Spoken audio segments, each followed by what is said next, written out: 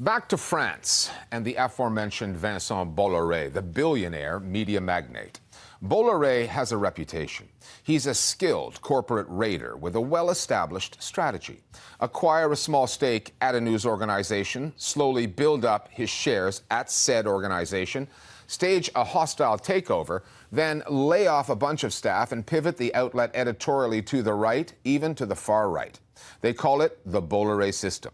And some of his most significant media holdings are outside France, in Africa. His satellite TV company, Canal+, dominates the West and Central African markets. Bolloré is now in the process of taking over a satellite TV company based in Johannesburg, MultiChoice, which has customers across sub-Saharan Africa. Should that deal go through, it would grant a monopoly to one man with the power to determine what kind of content gets broadcast across an entire continent. The Listening Post's Nick Muirhead now on what could be the biggest media deal in African history. French billionaire Vincent Bolloré owns dozens of news outlets and is one of the biggest media moguls in France. He is what you might call a newsman, but speak to some French journalists who used to work for him, like Jean-Baptiste Livoire, and they will tell you that Bolloré is no friend of the media. He's not someone who likes the news. He's someone who uses the influence of the media for his business.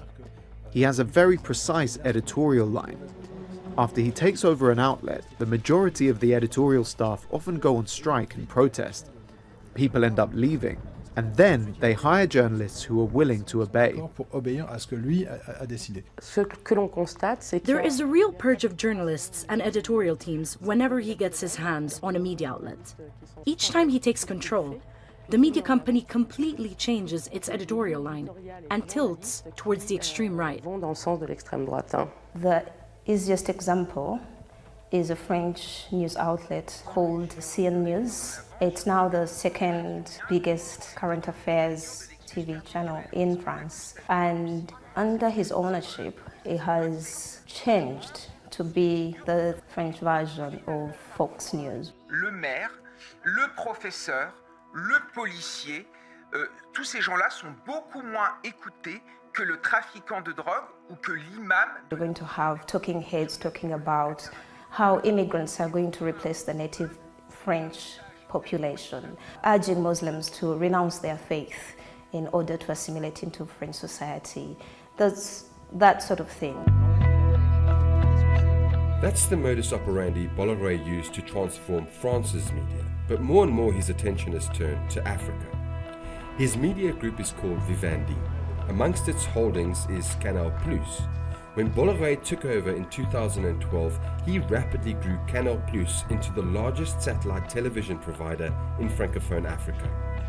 Bolloré made most of his money in Africa through his transport and logistics company, and it soon became clear that he did not want his news outlets, or the ones that he carried, holding power to account. Rather, by censoring unfavorable stories or dropping critical channels, he showed how his media holdings could be used to secure his wider business interests.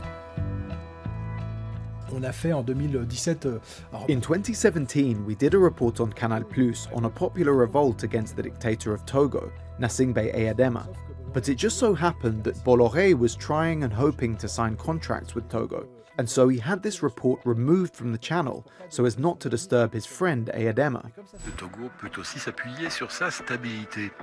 Stabilité de l'économie, mais aussi une stabilité politique qui sécurise tout le pays et encourage des investissements venus du monde entier. And as if that wasn't enough, 2 months later they had the management of Canal+ produce an advertorial for Togo's dictator to please him, which they then broadcast in secret at 7 a.m. on Canal+ channels. Last December, Canal+ pulled 3 channels off of its offering in West Africa at the request of the military government of Mamadi Doumbouya in Guinea. And those channels were critical of the military government. So that is bigger than editorial control, right? You can just blacklist a channel and keep it out of the platform.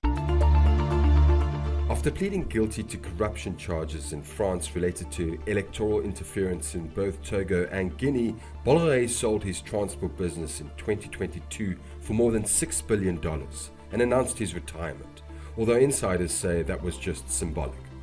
Bolloré is now trying to buy Africa's largest satellite TV operator, MultiChoice, which operates across 50 countries in sub-Saharan Africa.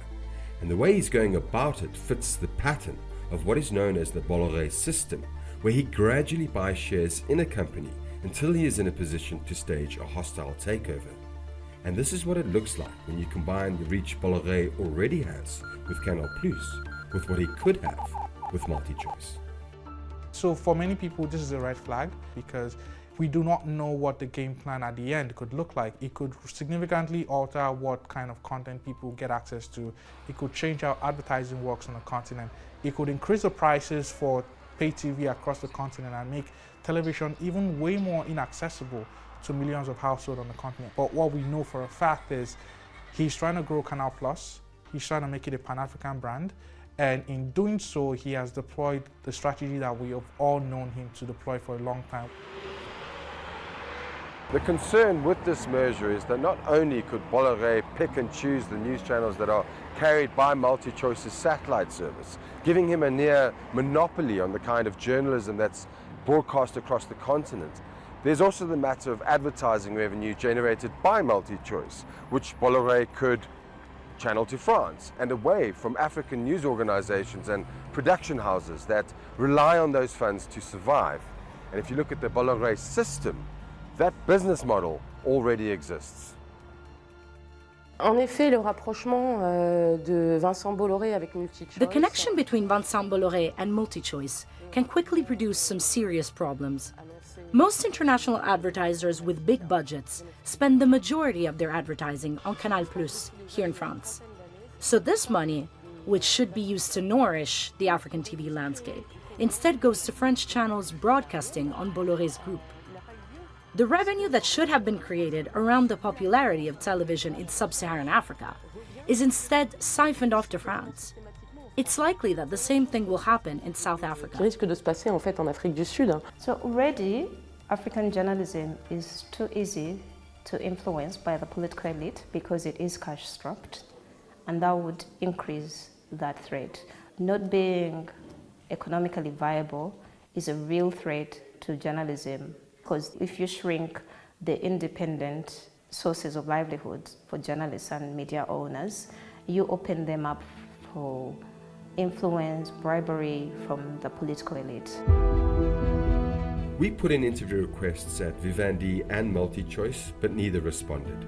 Executives at both companies say that this is a commercial venture that will help them compete with entertainment streaming giants like Netflix and Disney+.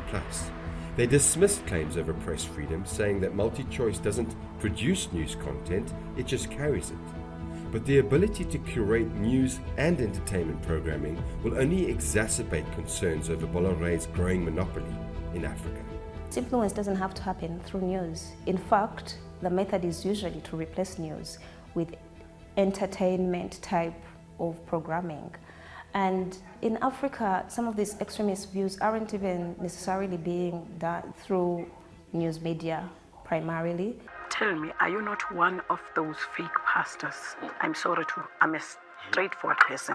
I actually appreciate your question very, very much. Even if you sit down with a fake pastor right now, you never admit that I'm a fake pastor. They're being done through pastors, through entertainment figures and people like that. So that is dangerous, even in really mature media markets. It's even more dangerous where people are information poor, where the presence of good, well-resourced journalism to counter such narratives is little. When you look at it in this sense, people are basically letting this very important media business just let it go, let it be acquired by this major billionaire who has had a very checkered history, even within Africa, and people are asking questions about not just why, but what's going to happen next.